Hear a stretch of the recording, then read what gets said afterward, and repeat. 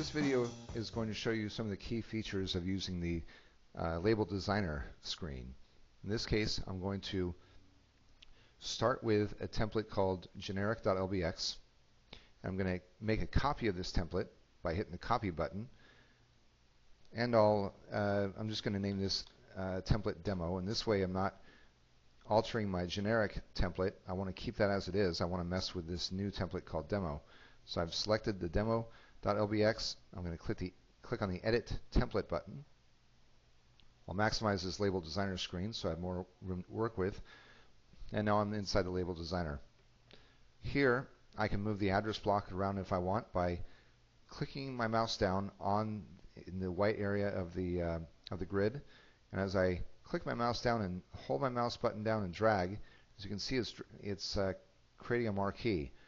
In order to select all of my address lines, I want to make sure that marquee intersects all the lines that I want to select.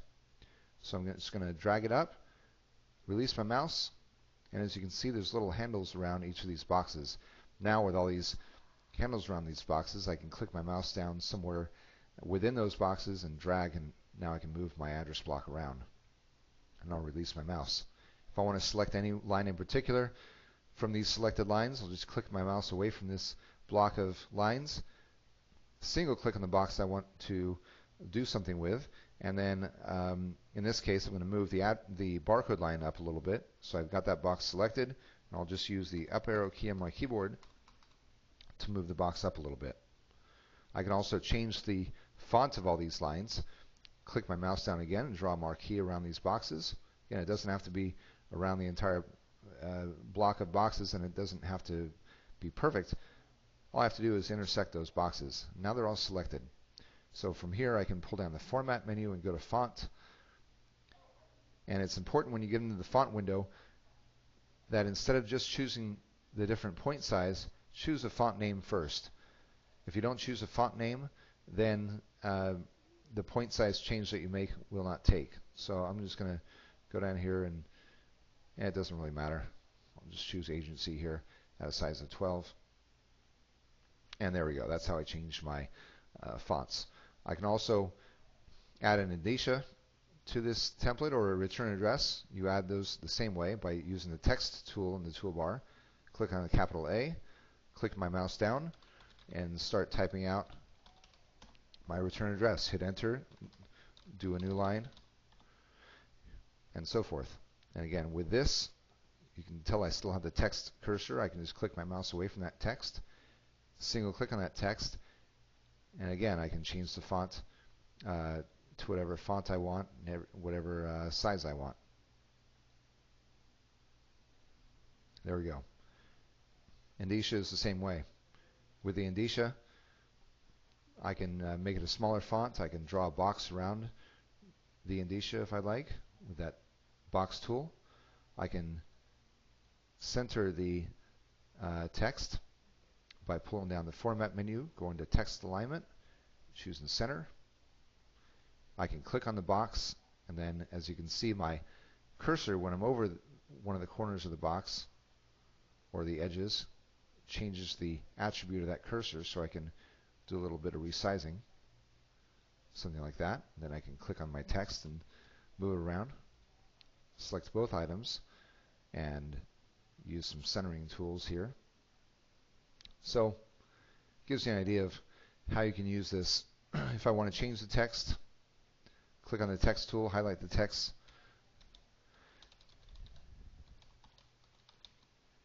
and make my changes to it.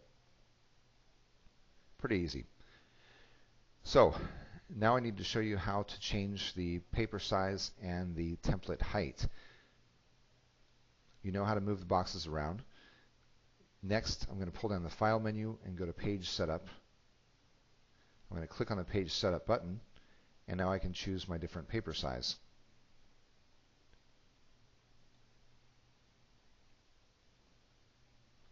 Click OK. I can also change Portrait to Landscape if I'd like. In this case, I'm going to actually change it to Landscape so we can see a little bit of a difference. This is an 8.5 by 5.5 paper.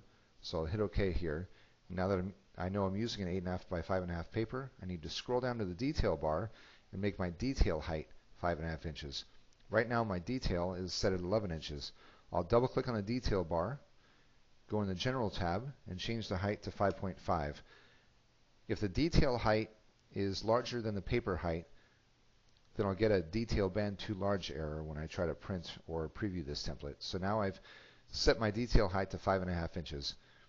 If I wanted to make this a 2-column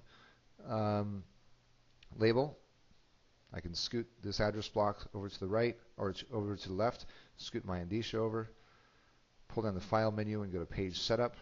And here's where I can make these changes. So I can change the number of columns to 2 and hit Tab. I can change the width if I'd like to 4 inches. Change the spacing in between columns. Change the left margin. And there we go. So now I've made these changes. I can also change the print order from top to bottom to left to right and so forth. Hit OK, make a few more adjustments, and there we are.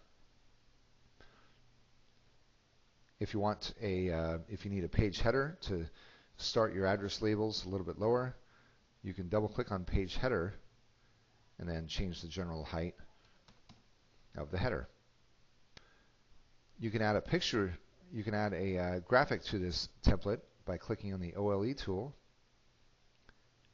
Draw your mouse where you want your graphic to go. And then at the control source, just click on the Browse button and select your image, and then your image will appear in that blocked area. Then you'll be able to resize that image and so forth. If you want to change something in your template, first I'm going to select these lines and go back to a font that's a little more readable. We'll go with Arial. If I want to change any of these lines in my template, for instance, if I want to change the company line here to an address to line, I can double click on AZ Company, and now in the expression box I can type in the name of my field that I want in this spot, in this case address 2.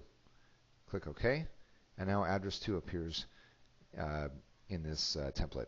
Now if these boxes are a little too close together, I can select the boxes, format, vertical spacing, increase, and that'll put a little more separation in between these boxes. And so those are the basics of label design.